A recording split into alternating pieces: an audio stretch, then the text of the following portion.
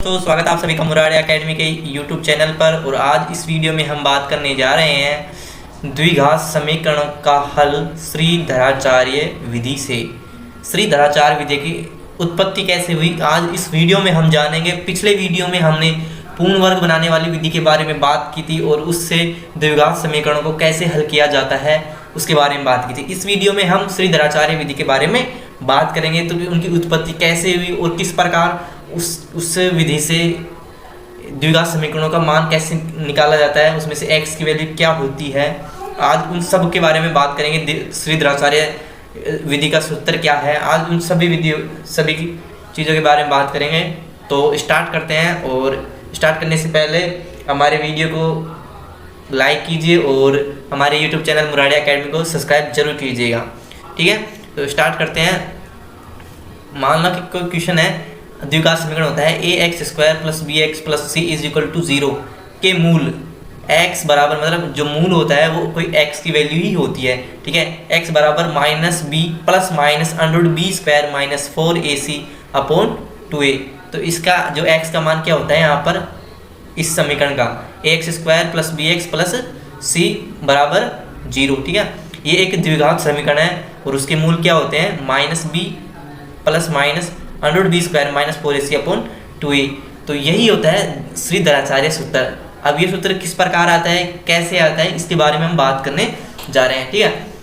तो हमने पिछले वीडियो में हम आपको पूर्ण वर्ग बनाने वाली विधि समझाई थी। अगर आपको वो विधि नहीं आती है तो कृपया डिस्क्रिप्शन में एक लिंक दिया होगा, उसको जाकर वहाँ से उस वीडियो को जरूर देख लें, क्योंकि उस विधि के बिना ये विधि समझ में नहीं आएगी कि किस प्रकार इसकी उत्पत्ति हुई है, ठीक है। तो सूत्र तो ये सीधा सा यही रहा, ठीक है। आप सीधे इस सूत्र का यूज़ करके आप x का मान निकाल सकते हैं, लेकिन इसकी उत्पत्ति किस प्रकार हुई, ठीक है, तो उसके बारे में बात करने जा रहे हैं। अब देखो यहाँ पर जो समीकरण है ax² + bx + c = 0। अब हमने पूर्ण वर्ग बनाने वाली विधि में पढ़ा था कि कोई भी जो अचर होता है उसको दूसरी तरफ ले जाते हैं। अब यहाँ पर c एक अचर राशि होती है, उसको दूसरी तरफ ले जाते हैं। ax² + bx = -c। उसके बाद में हम क्या करते हैं कि x गुणांक का सभी में भाग लगा देते हैं, क्योंकि x² के गुणांक का सभी में भाग लगा देते हैं पूरे समीकरण में, ठीक है। यहाँ पर x² का गुणांक क्या है, a है। तो x² + b/a का भाग लगा दिया बराबर -c/a, ठीक है। अब क्या करना है, अब हमने बताया था कि जो x का गुणांक है, x के गुणांक का आधा, x के गुणांक यहाँ पर क्या है b/a, और इसका आधा और इसका वर्ग करके दोनों तरफ जोड़ देना है, ठीक है। इसका वर्ग करके दोनों तरफ जोड़ देना है। तो अब यहाँ पर दोनों पक्ष में जोड़ना है। तो यहाँ पर x² + b/ax + b/2a और इसका होल स्क्वायर, एक तो यहाँ जोड़ दिया और एक दूसरे पक्ष में b/2a का होल स्क्वायर -c/a, ठीक है। इस प्रकार ये समीकरण हो गया। अब देखो आगे, पहले इसको हटा देते हैं। अब आगे बात करते हैं, ठीक है। आगे है कि x², अब ये देखो ये एक पूरा परफेक्ट स्क्वायर बन गया है। पिछले वीडियो में मैंने बताया था कि किस प्रकार ये एक परफेक्ट स्क्वायर बनता है। अब ये किसका परफेक्ट स्क्वायर है, मतलब पूर्ण वर्ग है, क्योंकि उस विधि का नाम ही पूर्ण वर्ग बनाने की विधि है। तो इसमें ये x + b/2a ये पूर्ण रूप है। अब इसे हम शॉर्ट रूप में लिख देते हैं। ये जो पूरा है उसको ये सीधा शॉर्ट रूप है इसका, ये मतलब इसको ओपन करने पर पूरी यही चीज़ आती है, क्योंकि देखो x² इसे ओपन करेंगे और 2ab 2 × x × b/a, तो 2 से 2 कट जाएगा और bx/a के वैसे बच जाएगा और b/2a का होल स्क्वायर वैसे के वैसे आ जाएगा, ठीक है। अब यहाँ पर देखो, यहाँ पर क्या है, तो इसको ओपन करते हैं तो b² / 4a² - c/2a ए, और यहाँ पर बचेगा x upon b upon x plus b upon 2a बराबर, अब यहाँ से देखो 4a² एलसीएम ले लेते हैं, 4a² एलसीएम आ जाएगा, और देखो 4a² तो एक बार जाएगा तो b² माइनस, और a का मतलब 4a को c से गुणा करेंगे 4ac, ठीक है, ये आ गया 4ac। अब देखो यहाँ से अब स्क्वायर दूसरी तरफ जाएगा, स्क्वायर दूसरी तरफ जाएगा दूसरे पक्ष में, तो वो हमने पिछले वीडियो में पढ़ा था कि प्लस माइनस अंडर रूट के रूप में जाता है, ठीक है। तो यहाँ पर जो अब वैल्यू आएगी x plus b upon 2a की, वो आएगी plus minus under root b² minus 4ac upon 4a², ठीक है। तो x plus b upon 2a plus minus b² minus 4ac, ये हमारा अभी आगे सोल्व करेंगे इसे, ये हमारा आ जाता है यहाँ तक, ठीक है। अब इसके बाद में क्या होगा, अब अंडर रूट यहाँ से हटेगा, अंडर रूट पूरे पे लगा हुआ है ना, तो यहाँ से 4 का रूट कितना होता है, रूट 4 का वो होता है 2, और a² का हो जाएगा तो a, यहाँ से नीचे से निकल कर आएगा a। इसे नेक्स्ट पेज पर देखते हैं क्या है, x plus b upon 2a, b upon 2a बराबर under root b² minus 4ac, और नीचे से ये और ये प्लस माइनस, और नीचे 4b² था तो अब कितना, 4a² था तो अब कितना होगा वहाँ 2a, ठीक है, ये प्लस माइनस है, ठीक है। अब इसको आगे सोल्व करते हैं। अब b अपॉन 2a दूसरी तरफ जाएगा, इसको इस साइड भेज देते हैं x की वैल्यू के लिए, x की वैल्यू आ जाएगी प्लस माइनस, रुको, अब दूसरी तरफ आएगा तो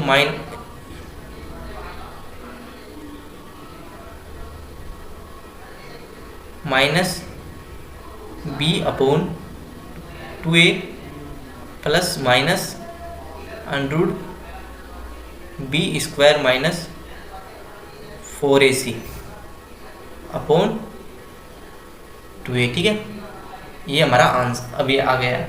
अब इसको आगे और सोल्व करते हैं। अब देखो यहाँ पर 2a एलसीएम आ जाएगा, यहाँ पर नीचे दोनों और 2a है तो यहाँ पर 2a एलसीएम आ जाएगा सीधा, और यहाँ पर बचेगा minus b plus minus under root b² minus 4ac, और इसके यहाँ से देखो वही हो गया ना सूत्र की उत्पत्ति, यही तो हमारा श्रीधराचार्य सूत्र है, यहाँ से हो जाता है इति सिद्धम। x की वैल्यू क्या है, minus b plus minus under root b² minus 4ac, b² minus 4ac। अब देखो यहाँ पर क्या होता है कि जो b² माइनस 4ac है वो 0 से बड़ा और 0 के बराबर होना चाहिए।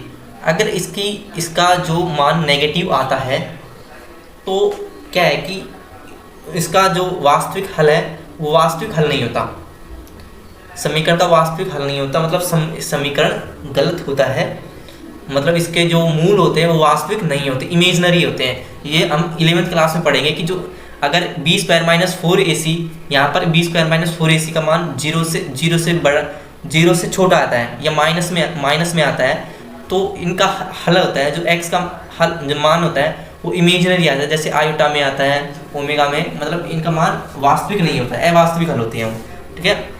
अभी तक हम केवल वास्तविक हलों के बारे में बात करेंगे। समीकरण को संतुष्ट कौन करेगा, जिनका मान b² माइनस 4ac का मान 0 से बड़ा या 0 के बराबर होगा। इस प्रकार हमारा क्या आ जाता है, श्रीधराचार्य सूत्र हो जाता है, ठीक है। देखो कैसे उत्पत्ति हुई इसकी, हमको पता है कि द्विघात समीकरण क्या होता है, ax² plus bx plus c बराबर 0।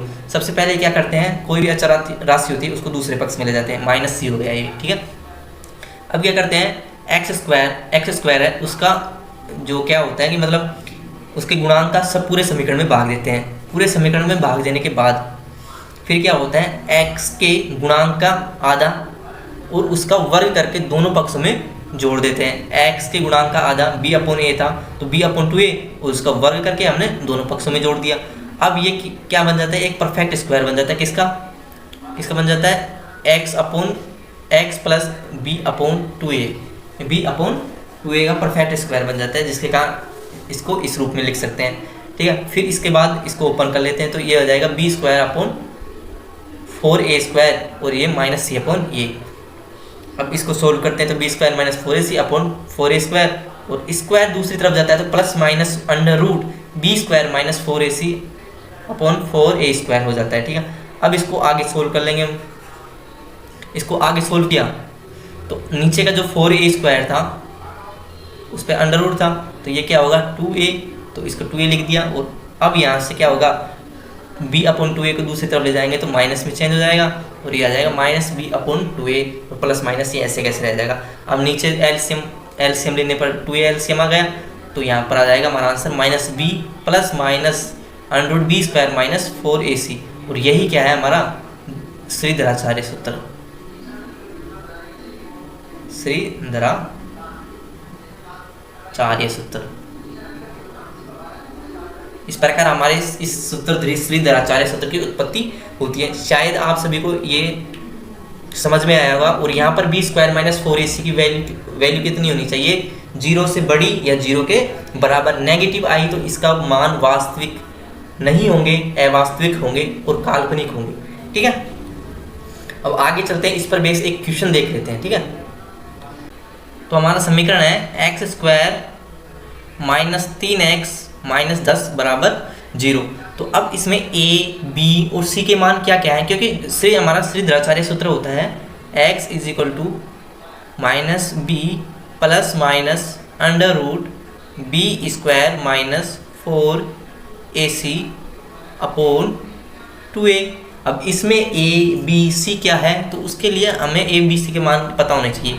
तो हमको पता है कि स्टैंडर्ड इक्वेशन क्या होती है, a x square plus b x plus c बराबर 0। अब इसको कंपेयर करके आप यहाँ से a और b और c के मान निकाल सकते हैं। तो यहाँ से a मतलब एक्स स्क्वायर गुणा क्या है, a का मान कितना है, यहाँ पर a का मान है 1, कितना है 1।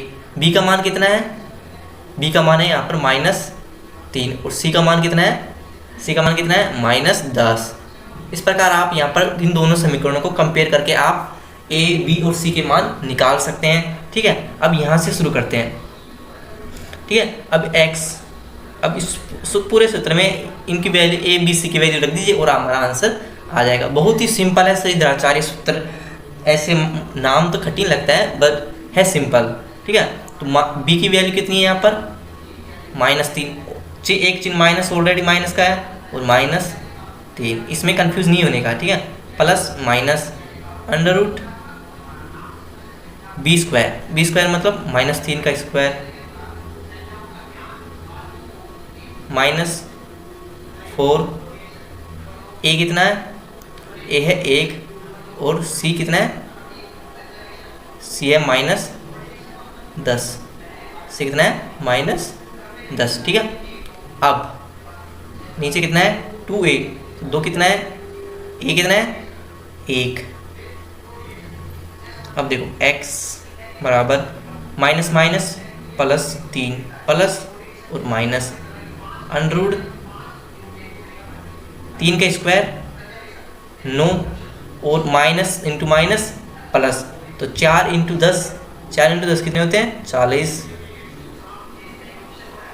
और 2 इंटू 1 2। ठीक है, ये अब इसको आगे सोल्व करते हैं। x बराबर 3 प्लस माइनस और 49, तो 40 और 49, 40 और 9 49। ठीक है, 40 प्लस 9 49 और अपॉन 2। x बराबर 3, 49 का रूट कितना होता है 7, तो 3 प्लस माइनस 7 अपॉन 2। तो ये हमारी आंसर आ जाता है 3 प्लस माइनस 7 अपॉन 2। तो इसको अलग अलग कर लेते हैं, एक बार प्लस का चिन्ह लेकर और एक बार माइनस का चिन्ह लेकर। 3 + 7/2 और एक 3x बराबर 3 - 7/2, x बराबर 10। 3 + 7 10, 10/2 5। तो एक तो x का मान आ गया यहाँ से 5 और एक x का मान आ जाएगा 3 - 7 तो -4/2। तो यहाँ से x का मान आ जाएगा -2। ठीक है, x का मान -2। तो क्या क्या आंसर आया?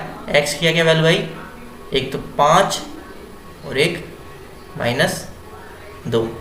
यहाँ से हमारे x की दो वैल्यूज आ चुकी हैं, एक तो 5 और एक -2। समीकरण क्या है? x² - 3x - 10 बराबर 0। जहाँ पर x के मान निकालने थे। अब x के मान के लिए हमें श्रीधराचार्य सूत्र का उपयोग करना था। श्रीधराचार्य सूत्र होता है x बराबर -b² plus minus √b² - 4ac/2a। ठीक है, अब यहाँ पर x की वैल्यू कितनी होती है? x की वैल्यू निकालनी है और यहाँ पर a, b और c की वैल्यू फाइंड करनी थी। तो a की वैल्यू कितनी है? इस समीकरण से कंपेयर कर लेंगे। स्टैंडर्ड समीकरण है द्विघात समीकरण का, x² + bx + c बराबर 0। यहाँ से a की मान आया 1, b का मान आया -3 और c का मान आया -10।